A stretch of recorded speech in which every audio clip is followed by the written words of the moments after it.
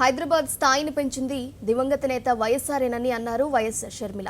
Outer ring road, Shamshabad airport, PV express way, metro రైలుకు పచ్చజెండా, ఇలా నగరాభివృద్ధి కోసం మహానేత ఎన్నో చేశారని అన్నారు. వైఎస్ఆర్ గ్రేటర్ని గ్రేట్గా చేసి చూపించారని షర్మిల అన్నారు.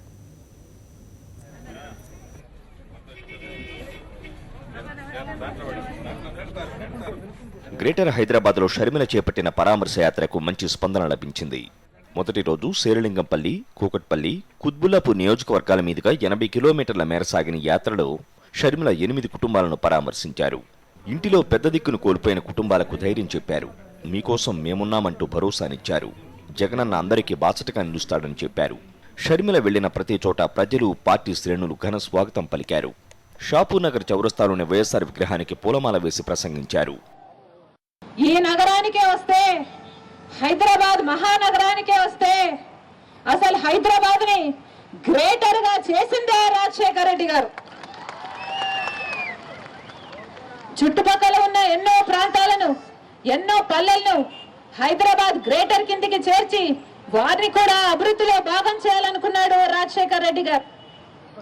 ఈ హైదరాబాద్ నగరాన్ని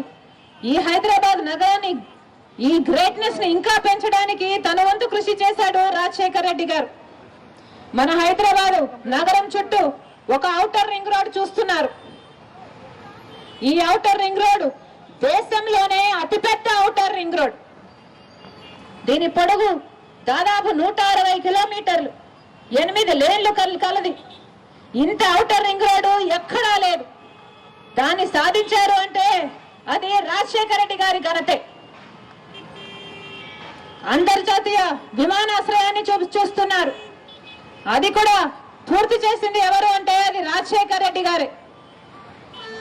ఆ విమానాశ్రయానికి వెళ్ళడానికి నగరవాసులకి ట్రాఫిక్ ఇబ్బందులు ఉండకుండా ఉండడానికి ఎలివేటెడ్ ఎక్స్ప్రెస్ వే 12 కిలోమీటర్లు వేగవంతమైన పూర్తి చేసింది కూడా రాజశేఖర రెడ్డి గారే.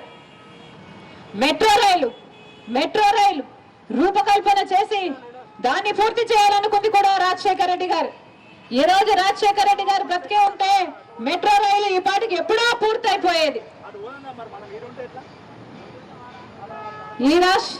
ఈ హైదరాబాద్ నగరానికి ఈ రోజు నీటి కొరత లేదు అంటే దానికి కారణము రాజశేఖర రెడ్డి గారు. కృష్ణా జలాలను, గోదావరి జలాలను ఇక్కడికి తెచ్చింది రాజశేఖర రెడ్డి గారు. మహానగర ప్రజలకు కావలసిన అన్నింటినీ వైఎస్ఆర్ సమకూర్చితే కొందరు మాత్రం అంతా తామే చేశామంటారని షర్మిల విమర్శించారు. చంద్రబాబు హయాంలో ఉమ్మడి ఏపీలో ఐటీ ఎగుమతులు 2% ఉంటే వైఎస్ఆర్ హయాంలో ఐటీ ఎగుమతులు 9 నుంచి 14% పెరిగాయన్నారు.